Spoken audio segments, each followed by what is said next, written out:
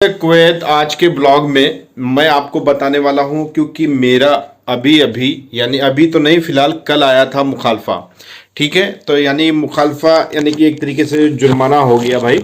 ठीक है, तो फिलहाल कुल टोटल मिला करके इस वीडियो का बनाने का मकसद यही है कि आपको मैं गाइड कर सकूं कि जो गलती की वजह से मेरे ऊपर 15 दिनार का मुखालफा आया है आपके ऊपर ना आए, और ये सावधानी अगर बरतेंगे तो इन फ्यूचर आप सेफ रहेंगे।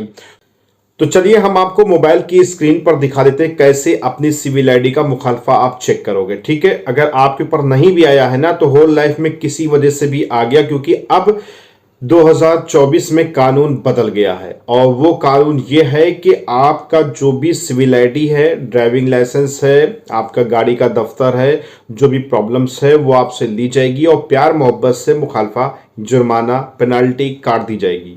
तो वो रूल्स नियम भी जानना जरूरी है और मैं आपको चेक करके बताने वाला भी हूं कैसे आप चेक कर सकोगे। डिस्क्रिप्शन में मैं लिंक दे दूंगा, क्लिक करोगे, सिविल आईडी नंबर डालोगे और आपका चेक हो जाएगा। और वीडियो के साथ बने रहिए, पहली बार आ रहे हैं तो सब्सक्राइब जरूर कर दीजिए क्योंकि मोर इन्फॉर्मेशन आपको मिलती रहे। इसके अलावा बहुत सारी ऐसी चीजें हैं जिनको अगर आप एक तरीके से समझ लेंगे ना तो फिर इंशाल्लाह आपके ऊपर मुखालफा नहीं आएगा। वैसे फिलहाल मैं 5 साल से कुवैत में हूं और अभी मुखालफा नहीं आया था, लेकिन आज पहली बार 15 दिनार का मुखालफा आया है। तो चलिए सबसे पहले फटाफट हम आपको स्क्रीन शेयर कर देते हैं बगल में। अब आपको कुछ नहीं करना, डिस्क्रिप्शन में जाना, एक लिंक है, जैसे ही क्लिक करेंगे तो ये कुवैत की वेबसाइट खुल जाएगी, गवर्नमेंट ऑफिशियल वेबसाइट। ठीक है, तो इसमें हम सबसे पहले क्या करेंगे, अपना सिविल आईडी नंबर यहाँ पे डाल देंगे हम। और ये सिविल आईडी नंबर हम जब डाल देंगे तो नीचे हम जाएंगे, यहाँ पे कैप्चर भी फिल करने को आ सकता है, नहीं तो नीचे पे हम जा करके इसे प्रेस करेंगे। ठीक है, तो थोड़ी देर टाइम लेगा आपके नेटवर्क के हिसाब से। ये देखिए खुल के आ गया और इसमें देखो दिखा दिया गया है कि प्लेट नंबर क्या है और कितने का मुखालफा आया है और क्या रीज़न है, इसमें अरबी में लिखा हुआ है। ठीक है, हाँ अब चलिए मैं बताता हूँ रीज़न क्या था।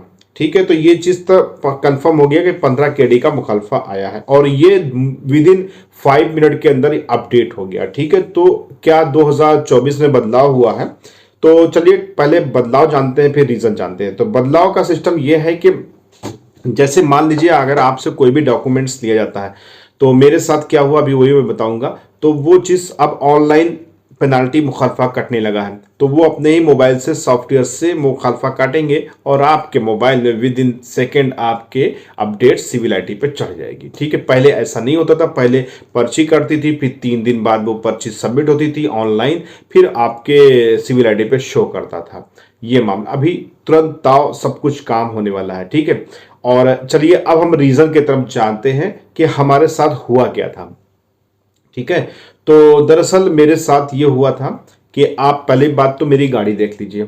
ठीक है, ये मेरी गाड़ी है और फिलहाल इस गाड़ी को काफ़ी दिनों से मैं चला रहा हूँ।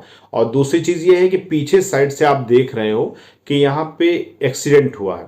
ठीक है, तो मेरा एक्सीडेंट हुआ था सुबह सुबह और ऐसे दौरान में कुछ सिचुएशंस के बेस पे हमारे पास टाइम नहीं था कि हम पुलिस को फ़ोन करते, मकफर जाते, कागज़ बनवाते और दुनिया भर की पचौड़े में पड़ते। इसलिए बेहतर हुआ कि हमने कहा थोड़ा सा नुकसान हुआ, ये फूला हुआ जो दिख रहा है इसको मैकेनिक खींच देगा और ये रिपेयर हो जाएगा, और जब रिपेयर हो जाएगा तो मामला ही ख़त्म हो जाएगा। लेकिन इसमें हुआ क्या कि हमने बहुत दिन तक इसको टाइम लगा दिया, आज करेंगे, कल करेंगे, अच्छा परसों जाएंगे, नरसों जाएंगे। ऐसे सिचुएशंस में हमने इसको एक तरीके से टालना ही शुरू कर दिया और करीबन महीने के आसपास हो गया ये एक्सीडेंट हुए हुए। ये हल्का सुआ था, 2-4-5 दिनार का इसमें खर्चा था। तो ये आपने मेरी गाड़ी देख ली फिलहाल, तो ये गाड़ी में ये छोटा से एक्सीडेंट हुआ है और फिलहाल ये ओडी सी गाड़ी है और कोई मजबूत गाड़ी नहीं होती इसमें भाई। कोई भी आप एक हाथ मार दोगे तो घुस जाएगा, इसकी बॉडी घुस जाएगी, तो इसमें कोई मजबूताई नहीं होती। समझ लो कि फाइबर का टुकड़ा है और फिलहाल कागज़ समझ लो इसको, और कुछ नहीं, ये मजबूत नाम की चीज़ इसमें कुछ है ही नहीं। तो ये गाड़ी है मेरी और ये गाड़ी भैया ऐसा ही मामला हो गया था। अब लेकिन ये छोटे से खर्चे से हमें 15 दिनार पे करना पड़ेगा, ये चीज़ हमें मालूम नहीं था। तो इसके लिए क्या है ना कि भाई मैं सुबह सुबह निकला, तो बगल में ही थोड़ी दूर पे ही मकफर है, पुलिस स्टेशन है, तो वहाँ से एक पुलिस वाले ने मेरा पीछा कर लिया। अच्छा चलिए ठीक है, वो अब मैं आपको बताऊंगा। और दूसरी चीज़ ये है कि मैंने गलतियां क्या क्या की। तो नंबर एक तो गलती ये हो गई कि मैंने अपनी गाड़ी बनवाई नहीं। दूसरी गलती ये हो गई कि गाड़ी काफ़ी दिन तक मैंने ऐसे ही चलाई। मैंने बनवा लिया होता तो मामला ही ख़त्म हो गया होता। बहरहाल टोटल मिलाकर के वो गाड़ी हमें पीछा करती रही। तो इशारा पड़ा, तो इशारे में वो काफ़ी गाड़ियों के पीछे था वो। तो मैं आगे निकल गया। तो बहरहाल उसने, वो तो जानते रहे उन लोग, तो ओवरटेक वगैरह करके आसानी से अपना साइड भी लोग देते, आ गए पीछे। तो मैं समझ गया कुछ ना कुछ दाल में काला ज़रूर है। तो हमने कहा हम तो सीट बेल्ट भी लगाए, मेरे पास तो लाइसेंस भी है, मेरे पास तो ड्राइविंग लाइसेंस और सिविल आईडी भी है, मेरे पास दफ्तर भी है। तो मुझे डरने की क्या ज़रूरत है और क्या प्रॉब्लम होगी, बहुत बहुत चेक करेंगे। फिलहाल कभी ऐसा मामला नहीं रहा। तो फिलहाल मैं आगे बढ़ता रहा, लेकिन जब एकदम उसने गाड़ी सटा दी तो मैं समझ गया कि ये मामला गड़बड़ है। तो फिलहाल मैंने साइड लेकर के रोड से हट करके, एक स्कूल का मामला था, तो वहां पर मैंने पार्किंग एक तरीके से किनारे लगा दी। पार्किंग नहीं लगाई, रोड पे ही मैंने इसे खड़ा कर दिया। तो वो रोड पर पीछे जैसे आया, उसने अनाउंस किया रुकने का, तो माइक में बोलते हैं वो। तो वो फिलहाल मेरे पास है। अच्छा, यहाँ पर एक रूल्स ये भी है कि अगर आपकी गाड़ी में कोई भी प्रॉब्लम इस तरीके से आती है तो आपको गाड़ी से उतरना नहीं ना। गाड़ी से उतरना वो एक अलग बिहेवियर माना जाता है कि आप लड़ाई करने के पक्ष में आ रहे हो या जैसा भी, जो भी उन लोग समझे। तो वो जैसे ही मेरे पास पुलिस वाला आया तो उसने कहा कि ये एक्सीडेंट कब हुआ था तुम्हारा। तो हमने कहा कि ये एक्सीडेंट काफ़ी पुराना है, महीना भर हो गया होगा। तो कहता है कि वो कागज़ लेकर के आओ जो एक्सीडेंट हुआ था।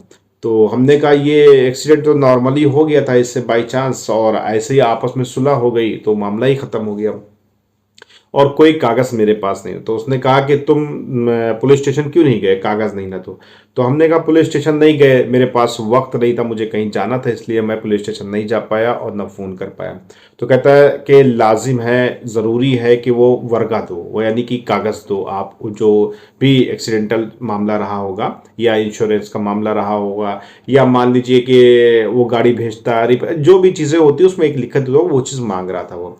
ठीक है, तो हमने कहा भाई वो चीज़ तो नहीं है। तो उसने कहा कि गाड़ी का दफ्तर निकालो। तो गाड़ी का दफ्तर दिया। तो फिर उसने कहा अपना लाइसेंस निकालो, लाइसेंस दिया।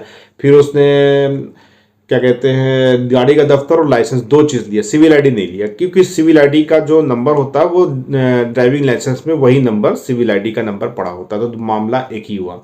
तो दोनों डॉक्यूमेंट्स लिया और उसने मोबाइल में अपना चेक किया। तो हम तो सोचे कि शायद ये गाड़ी का दफ्तर वगैरह चेक कर रहा है, जबकि गाड़ी का दफ्तर ऑलरेडी रिन्यूअल कैटेगरी में था। और दूसरी चीज़ ये है कि मेरा लाइसेंस जो वो सिविल आईडी जो नंबर होता है, तो वो सिविल आईडी नंबर मोबाइल में डाल करके उसने मुखालफा काट दिया। अब मैं समझ नहीं पाया कि ये मेरा चेक कर रहा है कि मेरा मुखालफा काट रहा। बहरहाल तो फिलहाल थोड़ी देर बाद उसने मेरा कागज़ दे दिया और उसने कहा ये अल्लाह रुख, यानी कि तुम जाओ या जा सकते हो। तो फिलहाल हमने कहा कोई बात नहीं, फिर अपना डॉक्यूमेंट्स रखा और फिर हमने कहा कि चलो भाई चलते हैं।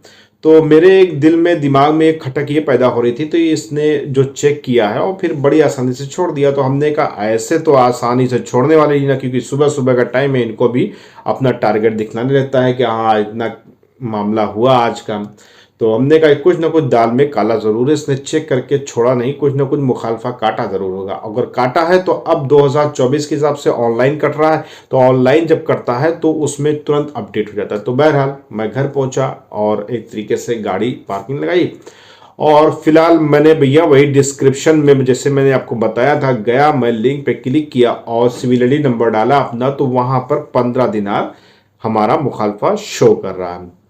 अब देखो भाई, अगर वो एक्सीडेंट हुआ तो वो मैंने लापरवाही की, बहरहाल जो भी 15 दिनार का मुखालफा काट दिया, अरबी में लिख दिया कि ये पीछे से डैमेज है जो कि जान का खतरा है या जैसा भी हिसाब किताब है। तो ये रीज़न दे दिया उन्होंने और 15 दिनार का मुखालफा काट दिया। तो इसमें क्या मामला है कि अगर आपकी गाड़ी कभी भी एक्सीडेंट होता है, कभी भी थोड़ा बहुत भी, हम कहते हैं अगर स्क्रैच आ जाए तो बात अलग की है, लेकिन अगर आपको लगता है कि दूर से देखने में गाड़ी की पोजीशन ख़राब लग रही है, ज़्यादा स्क्रैच लग गया, ज़्यादा कट पिट गई है, ज़्यादा घुस गई है, तो ऐसी कंडीशन में, या आप एज यू लाइक, आपके ऊपर डिपेंड करता है, आप तुरंत फ़ोन लगा सकते हो पुलिस को और बुला करके मामले को सेट कर सकते हो। जिसकी गलती होगी वो आपसे पूछा जाएगा, वो उनसे पूछा जाएगा, वो जो डिसाइड करेंगे उस हिसाब से आपका मामला होगा। अगर मान लीजिए पीछे वाले की गलती होती है तो उस पर मुखालफा वो पुलिस देगी कि आप इनका बनवा के दो और रिपेयर होगी और जो भी अमाउंट होगा वो पे करेगा।